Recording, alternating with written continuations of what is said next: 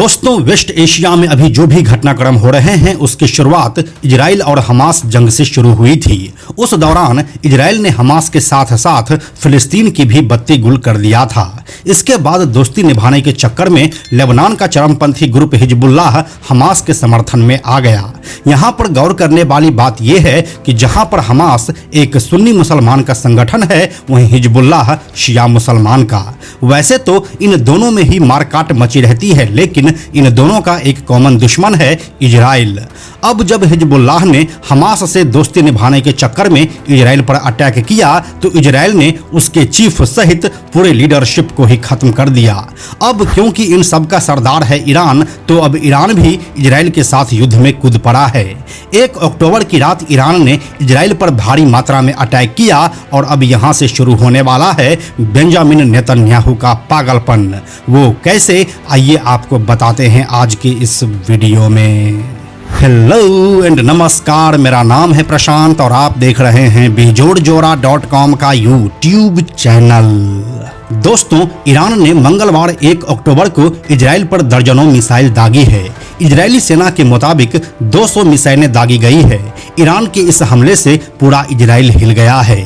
देश भर में सायरन की आवाज सुनी गई है।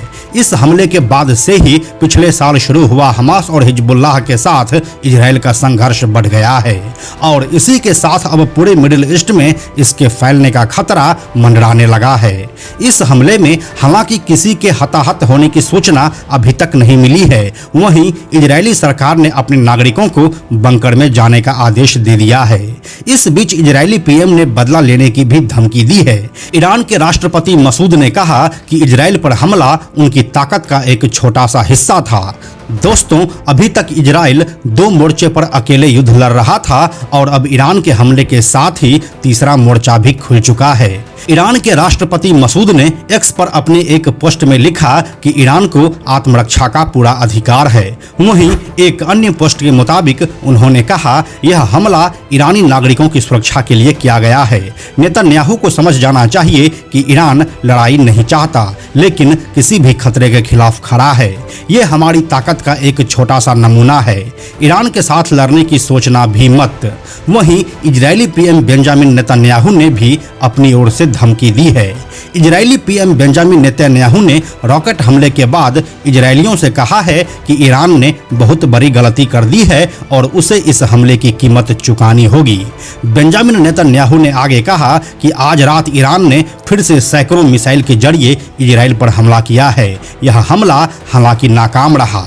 इजरायली एयर डिफेंस सिस्टम के कारण इस हमले को नाकाम कर दिया गया है, जो कि दुनिया में सबसे एडवांस्ड है। उन्होंने आगे कहा कि ईरान ने आज रात एक बहुत बड़ी गलती कर दी है और उसे इसकी कीमत चुकानी होगी। जो हम पर हमला करेगा, हम भी उस पर हमला करेंगे।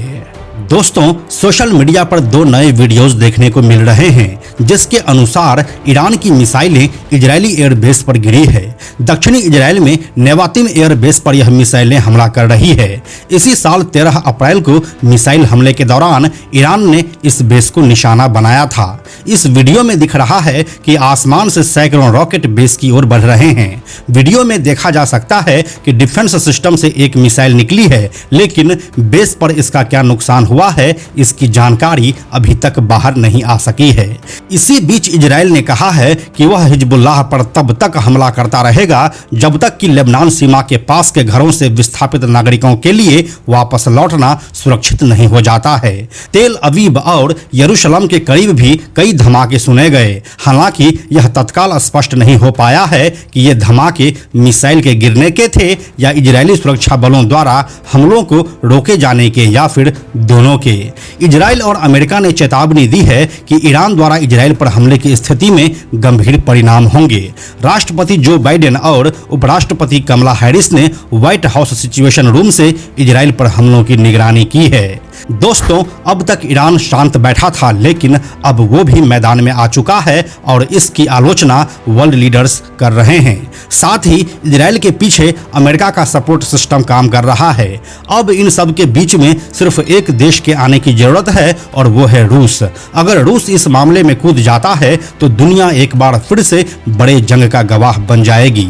बाकी इसके बारे में आप क्या सोचते हैं, हमें कमेंट में लिखकर जरूर बताइए। हम जल्दी मिलते हैं आपसे एक नए वीडियो के साथ में हम आपको यह भी बताते चलें कि आप में से 97% ऐसे लोग हैं जो हमारे वीडियोस को देखते तो हैं, लेकिन हमारे चैनल को सब्सक्राइब नहीं करते हैं। ऐसे लोगों से हमारी हाथ जोड़कर विनती है कि अगर आपको हमारे वीडियोस पसंद आ रहे हैं तो आप बेजोड़ जोड़ा के इस चैनल को सब्सक्राइब जरूर कर लीजिए। साथ ही बेजोड़ जोड़ा नाम से हमारा एक एक्स अकाउंट है, यानी कि ट्विटर अकाउंट है, आप उसे भी फॉलो जरूर कीजिए। यह वीडियो अगर आपको पसंद आया तो इसे लाइक और शेयर जरूर करें। आने वाले वीडियोस के लिए बेजोड़ जोड़ा को सब्सक्राइब करके बेल आइकन को टच करना ना भूलें। Thank you so much.